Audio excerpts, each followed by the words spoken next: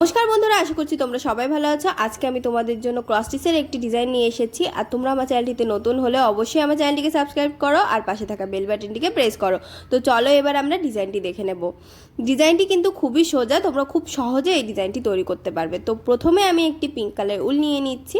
দেখো এটি দিয়ে প্রথমে আমি একটি জায়গা থেকে 4 তুললাম। এখানে প্রথমে আমি একটি ক্রস স্টিচ তৈরি করে নেব। ক্রস স্টিচটি তৈরি করার পরে এর উপরের লাইনে আমি 3টে ক্রস স্টিচের একটি লাইন তৈরি করে নেব। দেখো 1 2 3 3টে 4 তুললাম। এবার এই ক্রস স্টিচগুলো আমি কমপ্লিট করে নেব। তোমরা অনেকেই আমার কাছে অনেক রিকোয়েস্ট করেছো, তো সেগুলো আমি আস্তে আস্তে দেওয়ার চেষ্টা করব। বুঝতেই পারো যে পড়াশোনার পাশে এগুলো করা হয়, তো সেগুলো দিতে একটু দেরি হলেও আমি সবারটাই কমপ্লিট করার চেষ্টা করব। তো এখানে দেখো দুটো ক্রস স্টিচ আমার তৈরি করা হয়ে গেছে, মাঝে একটি গ্যাপ রাখলাম, গ্যাপ রেখে আবার সেমভাবে আমি দুটো ক্রস স্টিচ তৈরি করে নেব।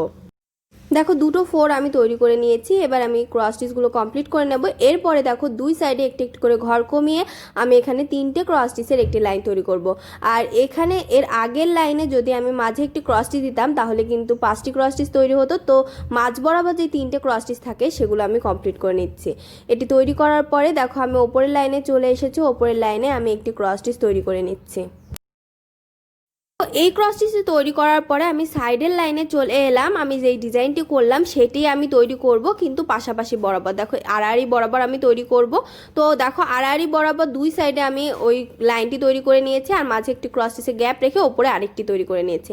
আবার দেখো এখানে কিন্তু গ্যাপ না রেখে আমি আবার টিয়া রঙের উল দিয়ে প্রথমে একটি ক্রস স্টিচ তুললাম। তারপরে এর পরবর্তী লাইনে আমি 3টে ক্রস স্টিচের একটি লাইন তৈরি করে নিচ্ছি। আগের ডিজাইনটি কিন্তু আমি আবার রিপিট করছি। তো এখানে আমি 3টে কালার ইউজ করব। এখানে এটি তৈরি করার পরে আবার হলুদ রঙের আমি একটি তৈরি করে নেব। দেখো 3টে ক্রস স্টিচ আগের মতো করে তৈরি করে নিলাম।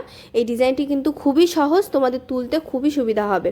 তো দুটো ক্রস স্টিচ এবার তুললাম, এক সাইডে ঘর বাড়িয়ে দুটো ক্রস স্টিচ তৈরি করার পরে আগের মতো করেই আমি একটি সাইডে মাঝের সাইডে আমি একটি গ্যাপ রাখবো, মাঝে একটি গ্যাপ রাখার পরে পাশে আরও দুটো ক্রস স্টিচ তৈরি করব। দেখো গ্যাপের ঘরটি আমি গ্যাপ রেখে দিয়েছি, যেটি গ্যাপ রাখার কথা ছিল। তার পাশে আমি দুটো ক্রস স্টিচ তৈরি করে নিচ্ছি। এই দুটো ক্রস স্টিচ তৈরি করার পরে আমি মাঝে 3টে ক্রস স্টিচ বরাবর, মাঝের গ্যাপটিকেও আমি ক্রস স্টিচ হিসেবে বললাম। তো এখানে 3টে ক্রস স্টিচ বরাবর আমি আবার 3টে ক্রস স্টিচ তৈরি করে নিচ্ছি ওপরের লাইনে।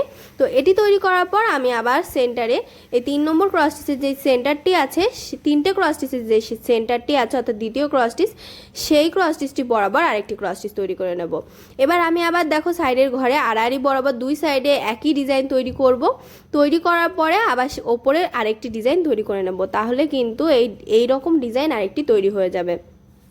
দেখতেই পাচ্ছ আমি 3টে ডিজাইন কমপ্লিট করে নিয়েছি। আর ডিজাইনটি তোমাদের কেমন লেগেছে কমেন্ট বক্সে জানাতে ভুলবে না। আর কোন ধরনের ডিজাইন তোমরা দেখতে চাও সেটিও জানাবে। আর ভিডিওটি যদি একটুও ভালো লেগে থাকে তাহলে লাইক শেয়ার করবে এবং অবশ্যই আমার চ্যানেলটিকে সাবস্ক্রাইব করবে।